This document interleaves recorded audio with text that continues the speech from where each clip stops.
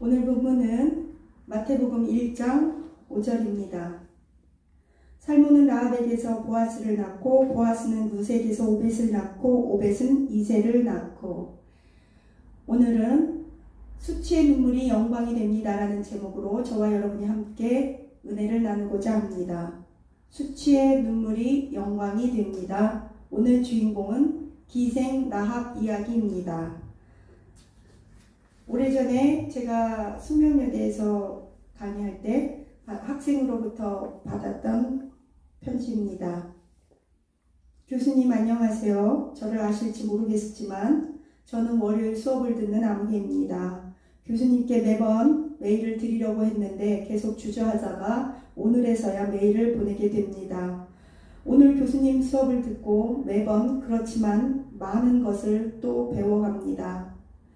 오늘 교수님이 해주신 얘기 가운데 갑자기 강의를 하시다 말고 누군가가 들을 사람이 있을 거라고 말을 하시면서 갑자기 교수님께서 말씀을 하셨을 때 저는 그 말이 제 얘기라는 것을 알고 교수님께 메일을 써야겠다고 생각했습니다. 저는 언제나 힘든 일이 있으면 속으로만 삭히고 혼자 해결하는 사람입니다. 교수님 같은 분께 제 고민을 이야기하는 것은 정말 저에게 있어서는 굉장히 큰 일입니다. 수업이 다 끝나는 지금에서 이렇게 교수님께 말씀을 드리게 됩니다. 교수님까지 저를 이상하게 보시면 저는 정말 이 세상을 살아갈 힘이 없을 것 같습니다. 사실 교수님과 상담을 하고 싶었는데 상담을 하면 저는 아무 얘기도 못하고 그저 울기만 할 것 같아서 이렇게 용기를 내어 이메일을 보냅니다. 저희 부모님은 저에게 좋은 친구셨지만 저는 모든 일을 어머니한테 다 말할 수 있을 정도로 정말 친구였지만 이 일만큼은 어머니께 차마 말씀을 드리지 못했습니다. 저는 어느 날 수능이 끝나고 대학을 갔다 오다가 정말 악몽 같은 일을 겪어야만 했었습니다. TV에서만 보던 일이 저에게 생겼는데 밤늦게 집에 돌아다가 얼굴도 모르는 사람에게 성폭행을 당했고 정말 믿을 수 없을 정도로 저는 혼자 많이 울고 무서웠고 제가 임신이라는 것을 알았습니다. 저는 그때 정말 죽고 싶었습니다. 정말 죽으려고 몇 번을 시도도 했었습니다. 그런데 어머니가 계속 생각나고 평생 나만 알고 지내던 아무 불행할 이유도 없는 우리 가족들 때문에 도무지 제가 자살을 할 수가 없었고 용기도 없었습니다. 지금도 가만히 있다가 이 생각만 하면 방문을 걸어잡고 울기도 합니다. 저는 그때 어떻게 혼자 해결할지 몰라서 저 혼자서 병원에 가서 정말 아무에게도 말할 수 없는 그 일을 하고 왔습니다. 어떨 때는 저 혼자 미국 가서 그냥 사라져 버릴까 죽어버릴까 비행기를 타고 비행기가 낙하해서 떨어져 죽었으면 좋겠다 별별 생각을 다 하기도 했었습니다. 중략. 정말 이 세상에 저는 혼자라고밖에 생각할 수 없었습니다. 그때는 이런 일들에 대해서 친구와 가족들에게 도저히 말할 수 없었습니다. 원래 저는 예쁜 것도 좋아하고 여러 가지 만드는 것을 좋아해서 패션 디자인, 의류학과도 가고 싶었고 꿈도 많았습니다. 그러한데 이러한 일을 겪고 나니 정말 살 용기가 나지 않았습니다. 이런저런 끝에 저는 영문과를 선택했고 그리고 교수님을 만나게 되었습니다. 중량. 저는 어느덧 멍한 표정에 묻지도 않고 그냥 멍하니 하루하루를 바보처럼 살고 지내야만 했었습니다. 어느 날 지나가다가 성모 마리아상을 보고 정말 많이 울었고 그 성모 마리아를 보면서 혼자 속으로 생각했습니다. 하나님이 살아계시다면 성모 마리아가 도와준다면 예수님이 도와준다면 어떻게 나에게 이런 일이 있을 수 있을까? 내가 무슨 잘못을 했을까?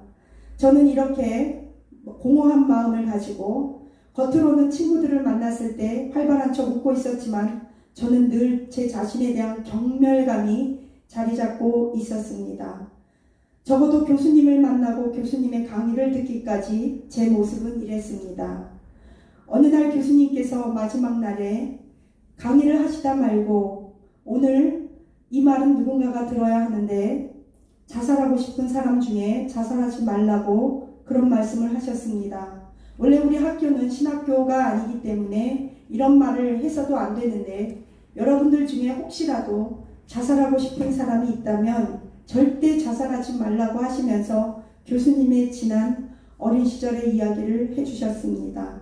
저는 그 말을 들었을 때 눈물이 엉엉 나서 울고 싶어서 수업을 들을 때마다 내 자신을 원망하고 내 운명을 원망했던 나를 반성하고, 저는 그때 교수님의 마지막 그 말, 교수님의 지난 과거의 이야기를 들으면서 나도 충분히 살아갈 수 있고 살아야 할 가치가 있고 내 스스로 바꿔나갈 수 있다고 다짐하며 화장실로 가서 한참 울었습니다. 교수님이 제 멘토가 되어주셨으면 좋겠습니다. 교수님, 저도 교수님같이 언젠가 커서 제 이야기를 다른 사람들에게 해주면서 나와 같은 용기 잃은 젊은이들에게 치유를 해주고 싶습니다. 근데 교수님, 갑자기 이렇게 강단을 떠나시고 교수를 그만두게 되신다고 말씀하셔서 저는 정말 속상합니다. 오늘 교수님이 힘들어 하시면서 수업하시는데 제 마음이 너무너무 아팠습니다. 저와 같은 사람들을, 청년들을 위해서 교수님께서 대학에 남아서 많은 좋은 지식을 가르쳐 주셨으면 좋겠는데, 교수님께서는 교수가 꿈이 아니고 더 다른 나라를 위해서 하셔야 될 선교 사역이 있다고 하시면서 오늘이 마지막 강의라고 그 말씀을 하셨을 때 저는 마음이 아팠습니다. 그리고 저도 제 과거를 이겨내고 살 수 있는 사람이 되고 싶습니다. 교수님, 저에게 꿈이 생겼습니다.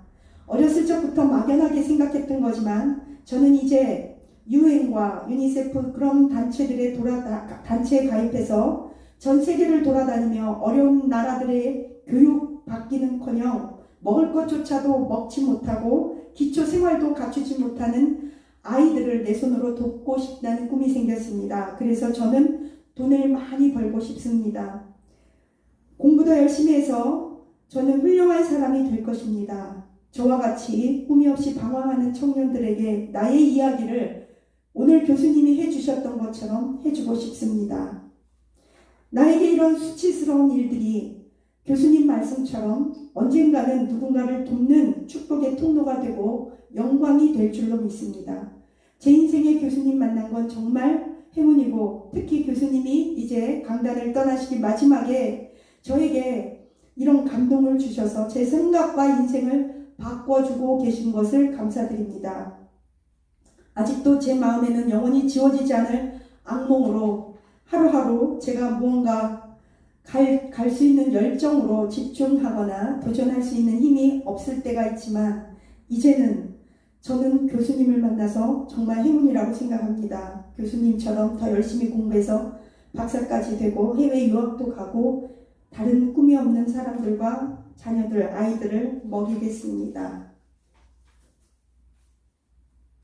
오늘 본문의 주인공은 기생라합입니다. 기생라합은 여러분이 잘 아시는 대로 그의 직업은 기생입니다. 기생은 사람들이 예전이나 지금이나 여성으로서는 수치스러운 대명사일 수 있습니다. 그런데 여러분이 아시다시피 마태복음 1장은 예수님의 족보장이고, 예수님의 계보에 기생라합이 들었다는 것은 정말 대단한 일이라고 생각합니다. 어떻게 해서 이 기생라합이 예수님의 족보에 당당히 들어갈 수 있을까? 더군다나 이 족보에 들어갈 수 있으려면 첫째, 남자여야 되고, 둘째, 유다 지파여야 하며 이스라엘 사람이어야 합니다. 그럼에도 불구하고 기생라합은 그의 남편 살몬보다 더 유명한 사람으로 성경이 기록하고 있습니다. 사람들은 기생라합의 이야기를 잘 알고 있습니다. 그러나 그녀의 남편이 살몬이라는 것을 우리는 잘 알지 못합니다. 2명의 정탐꾼을 여호수아가 보냈습니다. 여리고 성을 정복하기 위해서 보냈을 때 유다 지파 중에서 살몬이 뽑혔습니다. 살몬은 유다 지파의 후손으로서 그때 기생라합의 정탐꾼으로 가서 기생라합의 그 집에서 라합이 숨겨주었던 사람으로 학자들이 말을 하고 있습니다. 기생라합의 행위가 얼마나 믿음으로서 대단했는지 히브리서 11장의 31절에서 이렇게 기록합니다. 기생라합은 정탐꾼을 믿음으로 숨겨주었다. 또한 야고보서 2장 25절에도 기생 라합에 대해서 언급하고 있습니다. 기생 라합은 믿음만 있었던 것이 아니라 행함으로 의롭다 여김을 받았습니다. 정탐꾼을 기생 라합이 숨겨주었던 것은 생명을 건 행동이었습니다. 자신의 나라의 사람들에게 걸리면 죽음입니다. 생명을 바친 것입니다. 하나님 앞에 언약을 드립니다. 언약을 주시옵소서. 그런데 기생 라합은 그냥 기생이 아니라 원어에 보면 매춘이라고 써 있습니다. 그냥 일반 기생보다는 더 하급의 매춘이라는 거죠. 그리고 기생 라합은 동네에서 살고 있지 않았고 그 여리고에서도 좀 떨어진 절벽에 유숙하고 있다고 기록하고 있습니다. 사람들과도 동화되지 못하고 사회 안에서 살지 못하던 여자. 더군다나 기생 라합은 그 장사를 하면서 많은 상인들이 오고 갈 때 술을 팔았을 거고 그때 사람들이 하는 말을 들었을 것입니다. 애굽에 10가지 재앙이 내렸고 홍해를 건넜다. 기생 라합이 이렇게 고백합니다. 여호수아서에 보면 나는 들었다. 정탐꾼들에게 이렇게 말을 해요. 나는 당신들의 하나님을 믿는다. 그 하나님은 하늘에서나 땅에서나 여호와 하나님이시라. 그러면서 나는 당신들의 하나님이 수많은 왕들을 패하고 홍해를 어떻게 갈랐고 애굽에 10가지 재앙 내린 것을 나는 귀로 들었다. 다른 사람들은요 귀로 들어도 아브라함의 조카 룻은 농담으로 여겼더라. 그런데 기생 라합은 진지하게 들었습니다. 그리고 상황 파악이 빨랐습니다. 아 그래 이 여리고성은 망하게 되었구나. 그러면 살 길이 무엇인가? 하나님은 생명을 사랑하는 자를 기뻐하십니다. 살고자 하는 자를 좋아하십니다. 생명은 하나님이 주셨기 때문입니다. 기생 라합은 여리고성이 망할 것을 알고 있었습니다. 그래서 어떻게 하면 살을까? 나만 사는 것이 아니라 나와 나의 온 가족들을 살릴 방안을 마련했습니다. 내가 생명을 걸고 당신들을 숨겨주고 당신들에게 언약을 드리겠습니다. 당신들도 나에게 언약을 주십시오. 신앙생활은 도전과 결단입니다. 대충 양지대를 거치면서 세상에도 속하고 하나님 앞에서도 속하고 교회에도 세상에도 사회에도 속할 수 있는 것이 신앙생활이 아닙니다. 차든지 덥든지 하나님의 사람이든지 세상의 사람이든지 우리는 분명해야 합니다. 기생 라합은 이러한 어떤 도전적인 위기의 상황에서 하나님의 사람들의 편에 섰습니다. 하나님을 붙잡았습니다. 사람들이 하나님의 그 기적을 체험하는 얘기들을 들었을 때 믿었습니다. 그리고 행동으로 발길을 옮겼습니다. 히브리서는 그의 행위에 대해서 기뻐합니다. 그래서 기생 라합은 유다 지파 사람인 살몬이라는 남자랑 결혼을 했고 그 아들이 얼마나 괜찮았는지 보아스라는 아들을 낳았습니다. 우리가 잘 아는 룻기서의 주인공입니다. 룻이라는 여자는 이방 여인으로서 기생 라합의 며느리가 됩니다. 어떻게 기생 라합과 그 며느리 룻, 이방 여인, 모압 여인이 이렇게 두 자부가 당당하게 예수님의 그 족보에 들어갔었는가? 이것은 보통 사건이 아닙니다. 룻도 정말 과부로서 젊은 나이에 수치스럽고 절망적인 상황에 있었던 여인이었습니다. 그런데 어떻게 해서 라합의 아들 보아스를 만났고 그 보아스는 기생 라합의 아들이었으며 이들의 가문을 통해서 다윗 왕이 오셨고 예수 그리스도께서 오신 것입니다. 하나님은 우리의 수치의 눈물을 영광으로 바꾸시는 좋으신 분이십니다. 지난날에 수치가 있습니까? 아무에게도 말할 수 없는 누구에게나 다 은밀한 실패가 있습니다. 수치가 있습니다. 우리 가정에 은밀한 사연이 있습니다. 저는 이것을 하나님 앞에 가지고 나오면 하나님께서 우리의 수치의 눈물을 영광으로 바꿔주실 줄로 믿습니다. 우리의 수치의 눈물이 영광이 될지어다. 우리가 수치스러운 사건, 내가 원한 것도 아니고 선택한 것도 아니지만 인생을 살다 보면 우리는 누구나가 다 피해를 받기도 하고 나도 모르는 사이에 부지중에 남에게 피해를 주기도 합니다. 우리가 피해를 받았을 때 소리치고 악쓰고 그저 그냥 노래방 가서 술 먹고 노래 부르면 우울증이 되고 분노가 됩니다. 그런데 하나님 앞에 가지고 나오면 수치가 사명으로 바뀝니다. 수치가 영광으로 바뀝니다. 우리의 수치를 통해서 우리의 얼굴을 들게 하시며 우리의 권세의 돛불을 하나님께서 높여주시는 것을 믿으시기를 바랍니다. 그런 하나님을 저와 여러분이 붙드시기를 예수님의 이름으로 축복합니다. 기도하시겠습니다. 하나님 감사합니다.